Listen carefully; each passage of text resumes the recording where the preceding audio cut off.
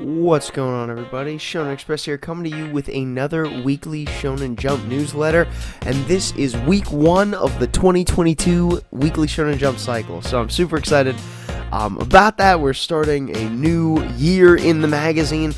As I said before, my year in review for the 2021 weekly Shonen Jump cycle will be out hopefully in the near future. Things have been a little hectic with me right now, but we'll get there eventually. But for now, let's focus on issue 1 here. And so this week, the cover went to My Hero Academia. The cover itself, I think, is good. I like the cover, just Deku and All Might, doing their pose there. Yeah, I thought it was a good cover. Nothing super flashy, but interesting. Now, the color spread, the double-page color spread this week, I thought was super cool.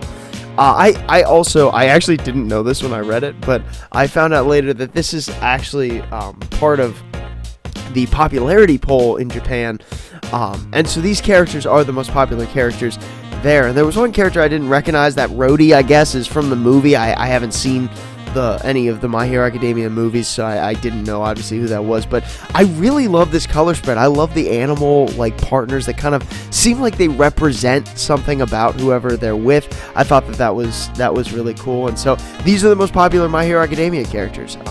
Deku, I guess, got number 1 again, which is pretty common for him. I like Deku a lot. I think that's well deserved, but yeah, so great color spread, great way to show the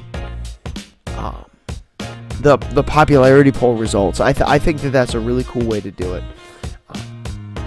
But moving on into the actual chapter, I thought we got an okay explanation of why they can't just go right after Shigaraki, or All for One.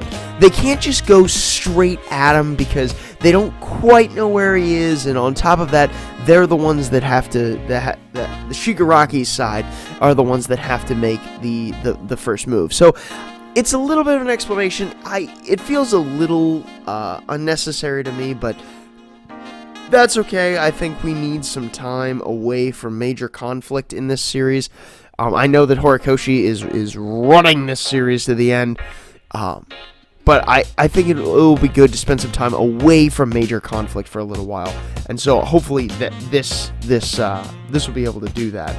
But the main thrust of this chapter is finding out that Aoyama is the traitor. This has been a plot thread that I actually thought Horikoshi just forgot about entirely. Obviously, he brought it up more recently in the manga, but Aoyama is actually the traitor. It's not the Invisible Girl, which is good because the Invisible Girl doesn't really have much of a character, so I think that it's good that it's not her. And I gotta say, story elements aside, Horikoshi is a very good artist. That shot of Aoyama, that double page spread of Aoyama's face, was really good. I mean, it's just so detailed, and his art has just become one of my favorite art styles in the magazine, I think, as time has gone on. I really like it. But so we find out that Aoyama was actually originally quirkless, and he was given a quirk, given the naval laser quirk of all things, by All for One. And his parents made this deal that they would serve All for One or whatever, and so he's got to keep his life up as a double agent. He's been doing that this whole time. We see some scenes of him doing that in flashback form, but obviously the big thing is his connection with Deku. How Deku is tried to connect with him on a personal level, and we remember all those chapters ago when he spelled this the I know everything out in the cheese, kind of the first time we thought, is Aoyama the traitor? And they kind of made it a red herring, as in no, it's not, he's not the traitor. They tried to throw us off the scent. Here's my problem with this. I think that I always thought that Aoyama was the traitor. Even after that, I was kind of okay, if he's not the traitor, then there just isn't one. And so I kind of adopted the stance that there just wasn't a traitor, which obviously is not correct. Aoyama was the traitor, and so this didn't really surprise me at all. which I think it was supposed to. So I didn't love this chapter. I didn't love this reveal. I think that the traitor thing has been built up a lot. It's got a lot of chapters behind it, and I just didn't love how Horikoshi decided to use it. What I will be looking forward to is next week. I'll be looking forward to how Deku responds to finding this out in Aoyama, because I think that that's going to be probably impactful, and my guess is that it will end amicably, right? I think Aoyama is a good guy. I think he will be on the good guy's side by the end of this, but I'm interested to see what Deku does with this, because that look on his face is like utter betrayal. So it was an interesting chapter, but not one I would say I really liked, I guess. But definitely an impactful one, so the cover was definitely warranted. But moving on from there, we go into the color pages, and the first color page this week went to Duron De Ronin, the brand new series. This is, as I've said before, super typical. Most chapter 2s get color pages in the magazine, and this is no exception.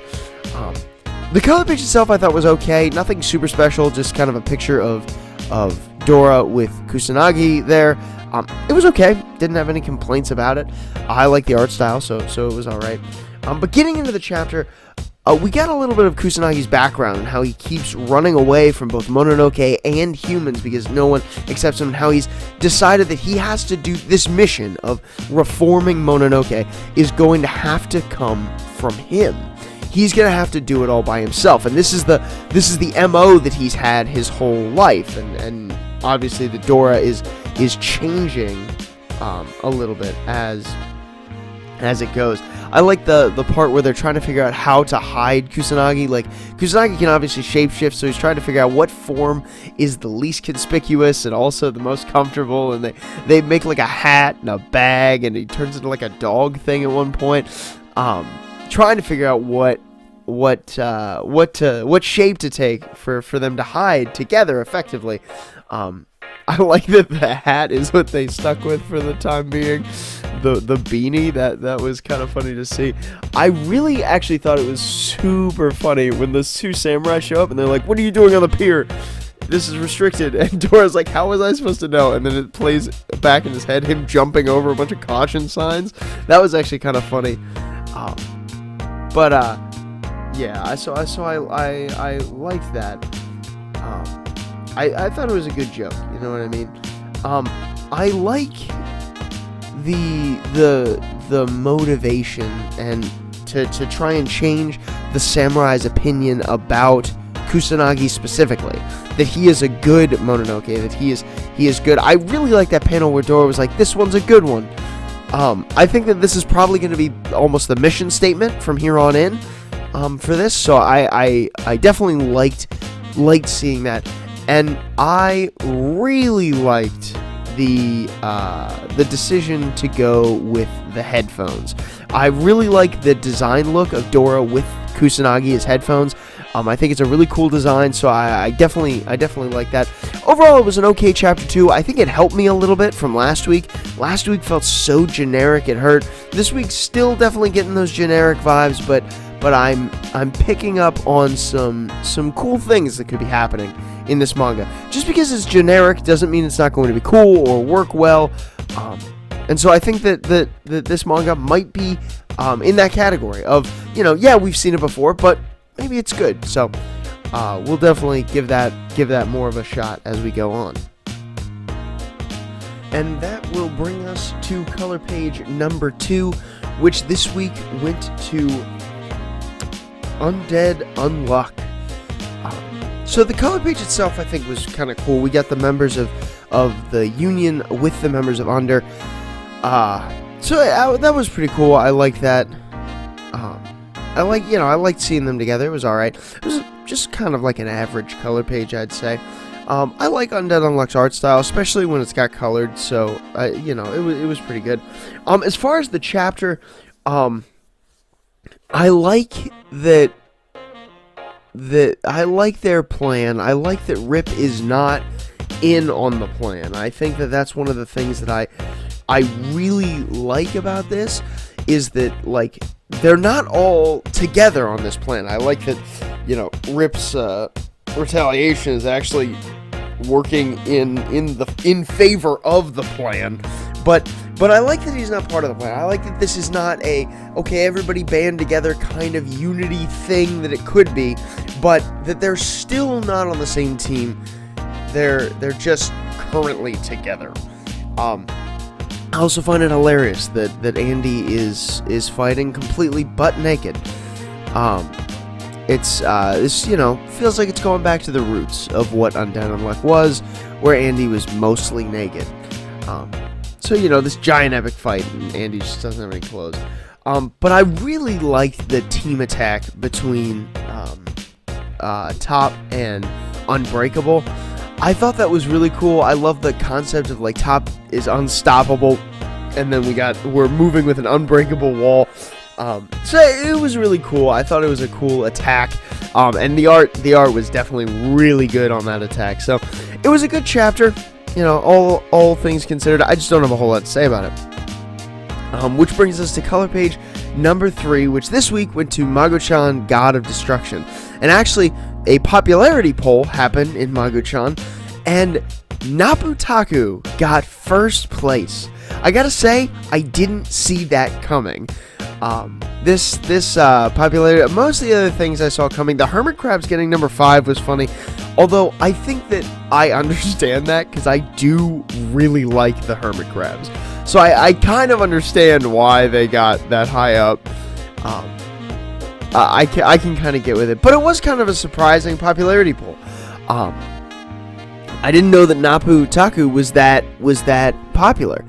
So it was interesting to see that breakdown. But getting into the chapter itself, I love how serious Magu is about getting Ruru back. He is intensely focused up on this mission. I think that's really, really cool. I love his goal is to protect or to destroy her sorrow.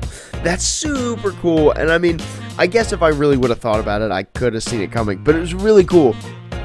Also, Yuneris is making the perfect villain for this show.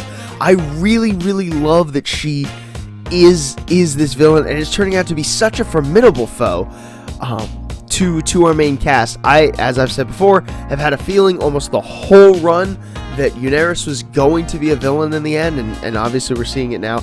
But this chapter, Izuma really came into his own. I suspect that next week we're going to learn a little bit more about that too, but this week Izuma really tore it up, really put forth some work, and so I love to see it. And it looked amazing. Whatever power he's come into, he's finally made it his own. I really, really like it. I can't wait to see what happens next week. But yeah, overall, great Magu-chan chapter. Probably would have highlighted it even if it didn't get a color page. So definitely a great chapter, and super, super excited to see that it's here. Love that. So that brings us to our middle section. There wasn't anything new in the magazine, obviously, no new chapters. We just got 3 in a row, so, we can take a break from that. Nothing ended in the magazine, so there's that. And Black Clover was on break this week. So we'll, I think, get Black Clover back next week, but this week, no Black Clover. Which brings me to my highlights, and highlight number 1 this week goes to One Piece, because of course it does. One Piece is incredible, and this chapter was definitely no exception. First of all, as almost kind of like an aside, I really like how much heart Momo has. How intense he, into this mission he is. I really like that for some reason. I think that Momo is an interesting character. I like how he's trying to save everything. He's like, I won't let it fall. I really like that. And then Queen's abilities. We need to talk about this because it seems as if he is able to access the abilities of all of the Vinsmoke brothers, including Sanji's invisibility thing, which is really cool. I think that's interesting. I think it's fun that Queen is a scientist who is competing with Judge in that arena. I think it's ironic that he ends up fighting Sanji, who does not like that aspect at all of his family. So I liked seeing Queen use these abilities. I think everything that we learn about Queen is interesting, in my opinion. I love the way that he fights, and the way that he's not just like this brute force monster, but instead he is a very technical character. He's a very technical fighter, a very scientist-minded kind of guy. I really like that. I loved seeing that. What I like seeing even more is that Queen is the one that hit the girl, not Sanji, because of course it wasn't Sanji. That whole plot point where Sanji was like, did I actually hit her? Like, that was super confusing to me. I think it led to a really good character moment for Sanji in asking Zoro to take him out if he's not him in the end. But this is a good way to say he will still be Sanji. He will still be him at the end of this fight. It's simply that Queen was invisible and hit the girl. So I thought that was interesting. And Sanji was incredible, putting in work against Queen this week. He just kept on going. I actually have a hard time reading how to pronounce most of Sanji's attacks, mainly because they're cooking terms, and most cooking terms are in, like, most of the time French or maybe Italian. Neither of those language I speak fluently, so I don't know how to pronounce most of his attack names, but he really, tore Queen up this week. So you love to see it. It was really cool. I don't know if this is the end of Queen, but no matter what, it was a very cool chapter this week for sure. Which will bring me to highlight number 2, which this week I gave to Dr.Stone, and I think I have to, because this Ryusui thing is heating up. I think I actually highlighted it last week, or at least mentioned it last week, but Ryusui's choice that he has to make of sacrificing his spot on the mission for the greater good is so interesting. I think it's such a heartfelt struggle. I love his conversation with Senku, right? Where he's like, what is the correct decision? What's the scientific decision? And Senku goes, the better one should get it. That's the scientific decision. And what I love about this is that it shows, so this mentality that we've had throughout the series of Dr. Stone, of science being a good thing, a friend, like a helpful tool. We've always viewed it in a positive light. But there are drawbacks to looking at everything analytically or scientifically, right? There are drawbacks and things that hurt when you do it like that. And this illustrated an example of that perfectly. They do revive Stanley. Stanley does agree to go on the mission, which is really cool. Stanley is back. Stanley obviously being a very, very cool character. And I almost, like, breathtaking was the last scene with the targets, where Ryusui, I love the picture of Ryusui crying over his frustration of not being good enough to go, and then obviously, having that target practice, and then you see all 3 targets are hitting the center, and you think, oh, was it Ryusui? Did he get good enough? And it was Stanley behind him. Because what this says to me is this is Stanley saying, you're not wrong, I am the better candidate, but you made the right choice. It's painful, but you made the right choice. This is a lesson for life, guys. I think that this is a real concrete thing that we could take away from this series. Is sometimes you have to make a hard choice that hurts, but it's the correct choice, and that's what Ryusui's doing. I'm so glad it's coming to fruition. And we'll see what happens next week, but I really think that Stanley is going to be the one on the ship. I don't think it's going to be Ryusui now, which is a big change from last week. Last week I thought we were going to somehow, Stanley wasn't going to get revived. So this has definitely changed it, but I had to highlight it because it was just such a good chapter this week, guys. Which will bring me to my third highlight and final highlight, I will add, which was Sakamoto Days. Sakamoto Days is very good. I think it's a very great, well-established manga at this point. It's 50 chapters in, as of this week. And so I love the laxness that they have around, what was his name? The string guy. I can't remember his name right now. It's something like Apart. It's Apart. That's what it is. I love how lax they are around this, like, terrifying villain, right? Obviously that's going to pay off for them. They assume that, but they don't know that. You know what I mean? And, like, Apart was, like, messed up. This is a very big guess. But the main reason why I highlighted this chapter is because we learned about the JAA, which is the Japanese Assassin Association, I guess. They do jobs from cleanup to assassinations and all the rest. I love how it's like an office building, like it's a functioning place. I thought that was interesting, and I really liked seeing it. I thought it was an interesting place to get to see. But then, Slur, I think, is the code name of the villain, and that other guy infiltrate the JAA. I'm just like so many questions about them. They seem so cool. I love them a lot as villains, especially. They're very intimidating, present a very, very intimidating picture. So I loved seeing that. I can't wait to see next week what happens with them, where they go. But yeah, I wanted to highlight it just because I thought the JJA was really cool.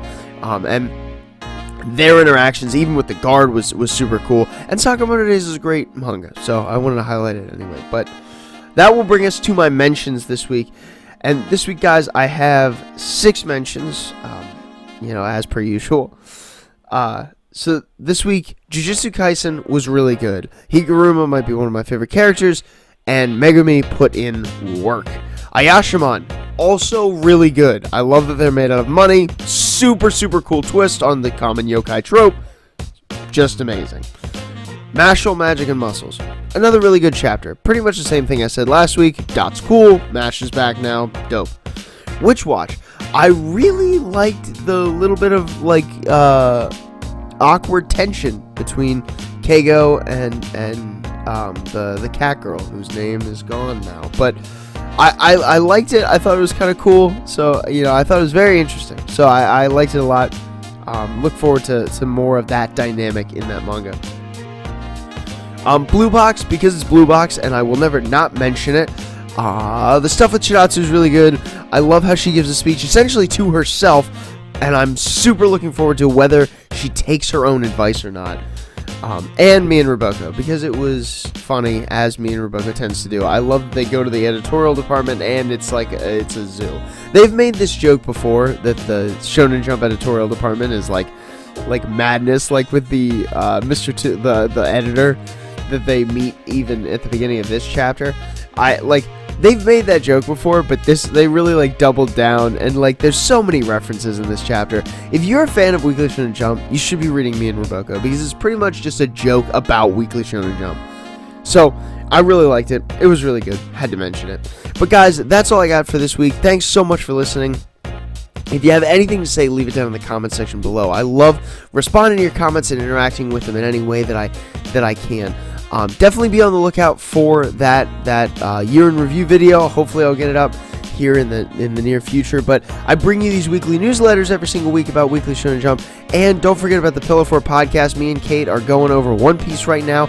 We just put out the Little Garden arc this past weekend, so definitely go check that out if you haven't already on whatever you're listening to podcasts on. But yeah, like the video, subscribe to the channel. And until next time, this is Shonen Express, signing out.